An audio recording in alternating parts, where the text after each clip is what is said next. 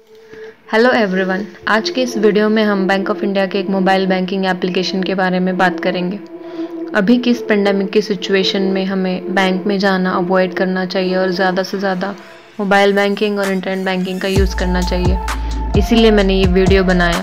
Bank of India का एक mobile banking application है BOI मोबाइल, जो यूज़ करने में बहुत ही आसान है और सिक्योर है। तो चलिए फिर BOI मोबाइल की डिटेल में जानकारी लेते हैं। सबसे पहले आपको प्ले स्टोर से BOI मोबाइल ऐप डाउनलोड करना है।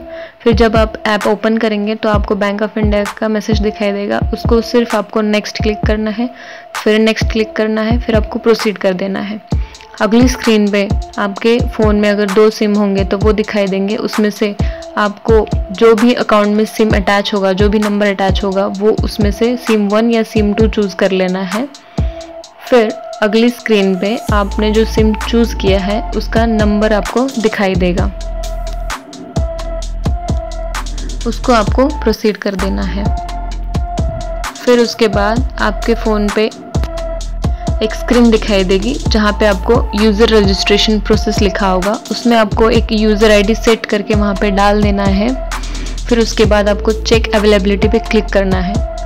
वहाँ पे आपको एक पिन भी सेट करना है जो कि 6 डिजिट का होगा, और जो पिन 0 से स्टार्ट नहीं होगा, कंटिन्यूस नंबर आप नहीं डाल सकते 1 2 3 4 ऐसे।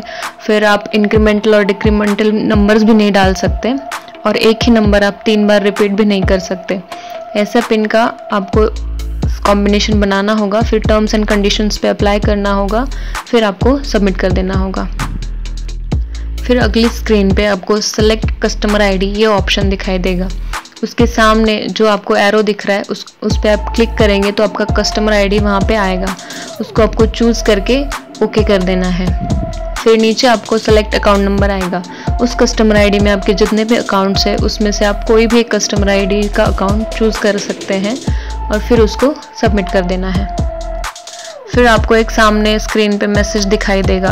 अगर आपके पास ATM है तो आप प्रोसीड नाउ कर दीजिए ताकि आपका फंड ट्रांसफ़र इनेबल हो पाए। नहीं तो अगर आपके पास ATM नहीं है तो नॉट नाउ पे क्लिक कर दीजिए।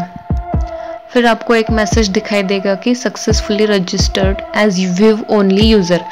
क्योंकि आपने फंड ट्रांसफ़र का ऑप्शन आपने इनेबल नहीं किया, इसलिए आपके लिए फ़िलहाल सिर्फ व्यू का ऑप्शन एक्टिवेट हो गया है।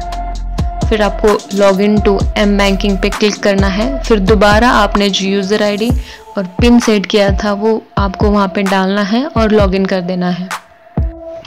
फिर जब आप लॉगिन कर देंगे तो आपके सामने एक स्क्रीन ओपन होगी जिसमें आपको my account, M passbook, fund transfer, bill pay, IMPS, beneficiary management, ये सारे ऑप्शन आपको दिखेंगे। अभी सबसे पहले हम जानकारी ले लेते हैं माय अकाउंट्स के बारे में।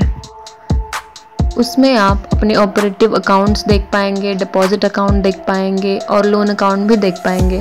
यहाँ पे नीचे आप जब ऑपरेटिव अकाउंट देखेंगे तो आपको राइट साइड में एक एरो दिखाई देगा जहाँ से आप मिनी स्टेटमेंट भी जनरेट कर सकते हैं। फिर यहाँ पे आपको इंटरेस्ट रेट चार्ट मिल जाएगा, और आप यहाँ से एक FD भी नई बना सकते हैं जिसका ऑप्शन यहाँ पे नीचे है। फिर सेकेंड ऑप्शन आएगा M पासबुक। अगर आपको अपने अकाउंट का स्टेटमेंट जनरेट करना है तो आपको M पासबुक में जाना है, तो आपको ऑपरेटिव अकाउंट की लिस्ट दिख जाएगी। आप उसमें से जिसका आपको स्टेटमेंट चाहिए उसके लिए सामने वाले एरो पे क्लिक कीजिए, तो फिर एक स्क्रीन ओपन होगी जिसमें आप डेट वाइज, ट्रांजेक्शन वाइज और डेज वाइज भी स्टेटमेंट जनरेट कर सकते हैं। डेट में आप अगर फ्रॉम और टू डेट डाल देंगे तो आपको उस डेट का स्टेटमेंट मिल जाएगा। नहीं तो फिर और भी ऑप्शन है, लास्ट मंथ, लास्ट 3 मंथ्स, वो भी आप चूज़ कर सकते हैं। ट्रांजैक्शन में आप मैक्सिमम 50 ट्रांजैक्शन का रिपोर्ट जनरेट कर सकते हैं। फिर डेज़ में आप 365 डेज़ का ही स्टेटमेंट जनरेट कर सकते हैं, या फिर उससे कम का जनरेट कर सकते हैं। उससे ज़्यादा अगर आप डेज़ डालेंगे तो वो यहाँ पे एक्सेप्ट नहीं करेगा। अभी तीसरा ऑप्शन है फंड ट्रांसफ़र। यहाँ पे आपने क्लिक करने के बाद एक मैसेज दिखाई दिया कि आप you are not enable to transfer fund.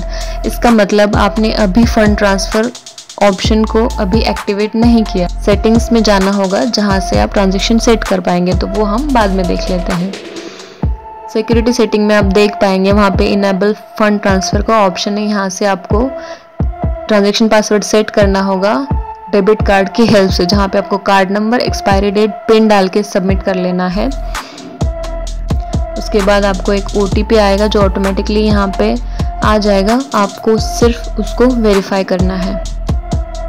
फिर जो स्क्रीन आएगी उस पर आपको अपना ट्रांजैक्शन पासवर्ड सेट करना है, जो कि मिनिमम 8 कैरेक्टर होगा, मैक्सिमम 16 कैरेक्टर, जिसमें एटलीस्ट एक वर्ड आपको कैपिटल में लिखना है, एटलीस्ट एक वर्ड आपको स्मॉल में लिखना है, एक नंबर उसमें ऐड करना है और एक स्पेशल कैरेक्टर भी ऐड करना है।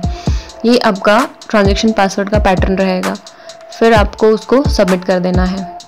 फिर अभी आप फंड ट्रांसफ़र में जाएंगे तो एक स्क्रीन ओपन होगी, जहाँ से आपको अगर फंड ट्रांसफ़र करना है तो न्यू फंड ट्रांसफ़र पे क्लिक करना होगा, लेकिन उसके पहले आपको बेनिफिशियरी ऐड करना पड़ेगा। उसके लिए आपको राइट साइड में जो प्लस साइन दिखाई देगा उस पर क्लिक करके आपको बेनिफिशियरी ऐड कर लेना है। बेनिफिशियरी ऐड करने के लिए पेमेंट मोड पहले आपको चूज़ करना होगा। आप कौन सा भी पेमेंट मोड चूज़ करेंगे तो चलेगा। उसके बाद अगर आप सपोज नेफ्ट का चूज़ कर लेते हो तो आप एक बार बेनिफिशियरी ऐड हो जाने के बाद उसको आप IMPS से भी पेमेंट कर सकते हो। बस आपको उसका account number, confirm account number, नाम और IFSC कोड डाल के सबमिट कर देना है। इससे बेनिफिशियरी ऐड हो जाएगा। फिर फोर्थ ऑप्शन है भारत बिल पे। ये ऑप्शन से आप electricity bill, BSNL bill, gas का payment, municipal taxes, DTH bill या फिर आपका लैंडलाइन का bill, mobile postpaid, FASTag, LPG gas, सारे हेल्थ इंश्योरेंस, सारे का पेमेंट यहाँ से कर सकते हैं। यहाँ पे आपको रिसेंट पेमेंट में हिस्ट्री भी दिख जाएगी। आप अगर मंथली कोई रेगुलर पेमेंट करते हैं तो उसको फेवरेट्स ऐड करके भी यहाँ पे सेट कर सकते हैं। फिर फिफ्थ ऑप्शन आएगा IMPS का। IMPS में सेम, अगर आपका बेनिफिशियरी ऑलरेडी ऐड हो गया है तो आपको यहाँ पे बेनिफिशियरी की लिस्ट दिखाई देगी। अगर ऐड नहीं हुआ है तो आपको पहले ऐड करना पड़ेगा, फिर ही आप उसको फंड ट्रांसफ़र कर पाएंगे। ऐड होने के बाद आप उस पर क्लिक करेंगे तो नीचे प्रोसीड नाउ का ऑप्शन दिखाई देगा। आप वहाँ से डायरेक्टली उसको पेमेंट कर सकते हैं, बट उसके लिए आपको सबसे पहले ट्रांजैक्शन लिमिट सेट करनी होगी, जो कि हम बाद में अगले ऑप्शन में देख लेंगे। फिर है बेनिफिशियरी मैनेजमेंट। बेनिफिशियरी मैनेजमेंट वही है जैसे आप फंड ट्रांसफ़र में जाने के बाद वहाँ पे आपको बेनिफिशियरी ऐड करना पड़ता है, उसी तरह से आपको यहाँ पे भी ऐड करने को मिलेगा। इसमें जाएंगे आप एक साथ कितने भी लोगों का बेनिफिशियरी ऐड करके रख सकते हैं, जिनको आपको फ्रीक्वेंटली पेमेंट करना पड़ता है। फिर आता है गवर्नमेंट माइक्रो इंश्योरेंस स्कीम। इसमें आपको प्रधानमंत्री जीवन ज्योति बीमा योजना और प्रधानमंत्री सुरक्षा बीमा योजना दिखाई देंगे। एक बहुत ही अच्छे कम बजट वाले इंश्योरेंस स्कीम है, तो आप इसको यहाँ से भी इनरोल कर सकते हैं। फिर आता है डिपॉजिट्स। डिपॉजिट्स में आप नई FD बना सकते हो, जहाँ पे आपको क्रिएट डिपॉजिट का ऑप्शन दिखा है वहाँ से आप बना सकते हो, या फिर आप इंटरेस्ट रेट चार्ट भी देख सकते हो। अगर आप इंटरेस्ट रेट चार्ट पे क्लिक करोगे तो आपको सीधा ब्राउज़र में लेके जाएगा, जहाँ पे आपको हर ड्यूरेशन का interest rate bank of India की वेबसाइट पे दिख जाएगा। ये आप नीचे देख रहे हैं 7 to 14 डेज़ का इंटरेस्ट रेट क्या है, 15 to 30, 31 to 45, 1 year, 91 days, 180 days. आपको जितने भी साल का डिपॉजिट रखना है उसका रेट ऑफ इंटरेस्ट यहाँ पे आपको पता चल जाएगा। फिर क्रिएट डिपॉजिट में अगर आप देखेंगे तो आपको डेबिट अकाउंट नंबर चूज़ करना होगा। नेचर ऑफ डिपॉजिट, आपको मंथली इंटरेस्ट चाहिए, क्वार्टरली इंटरेस्ट चाहिए, या फिर आपको शॉर्ट टर्म डिपॉजिट बनाना है या फिर ईयरली बनाना है, वो चूज़ करना पड़ेगा। फिर आपको यहाँ पे डिपॉजिट अमाउंट डालनी है। फिर आपका रेट ऑफ इंटरेस्ट तो ऑटोमेटिक आ जाएगा। मैच्योरिटी इंस्ट्रक्शन आपको यहाँ पे दिखाई दे रहा है। आप इसमें चूज़ कर सकते हैं कि आपका डिपॉजिट पीरियड ख़त्म होने के बाद आपको अकाउंट में चाहिए या फिर आपको उसी डिपॉजिट को ऑटो रिन्यू करना है। फिर नीचे नॉमिनी का ऑप्शन है, वहाँ पे आपको नॉमिनी रजिस्टर करना होगा। तो अभी अगला ऑप्शन देखते हैं ट्रांजैक्शन हिस्ट्री। ट्रांजैक्शन हिस्ट्री में भी आप अपने स्टेटमेंट देख सकते हैं। इसमें आप मैक्सिमम 1 मंथ का ट्रांजैक्शन हिस्ट्री देख सकते हैं। वहाँ पे आपको बस फ्रॉम डेट टू डेट डालनी है और सबमिट कर देना है।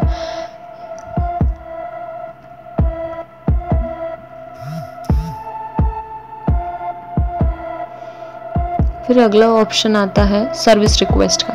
सर्विस रिक्वेस्ट में आप देख पाएंगे यहाँ से आप चेकबुक रिक्वेस्ट डाल सकते हैं। चेकबुक रिक्वेस्ट जो डाली है उसका स्टेटस चेक कर सकते हैं। फिर आप चेक स्टॉप भी कर सकते हैं।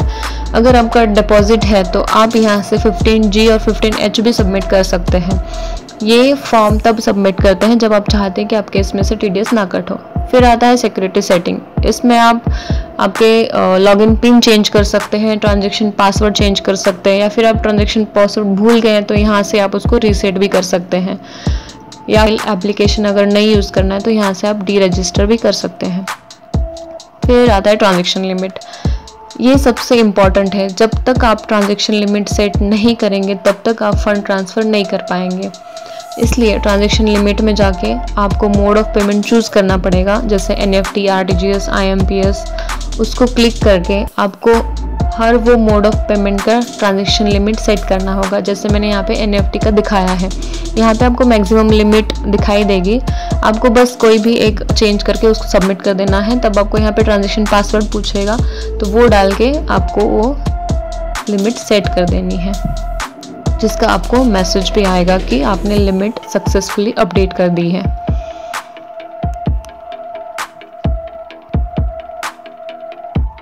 ये थी BOI मोबाइल की डिटेल में जानकारी। अगर आपको कोई भी दिक्कत आ रही है BOI मोबाइल यूज़ करने में तो आप मुझे कमेंट में लिख सकते हैं। मैं कोशिश करूँगी कि वो आपकी क्वेरी मैं जल्द से जल्द सॉल्व कर पाऊँ और आपको मोबाइल बैंकिंग यूज़ करने में थोड़ी सी हेल्प कर पाऊँ। अगर आपको बैंक ऑफ इंडिया रिलेटेड किसी और टॉपिक पे इन्फॉर्मेशन चाहिए तो मुझे कमेंट में ज़रूर बताइए। मैं कोशिश करूँगी कि जल्द से जल्द वो वीडियो अपलोड कर सकूँ, और मेरे चैनल को सब्सक्राइब कीजिए ताकि आपको नोटिफिकेशन मिलता रहे।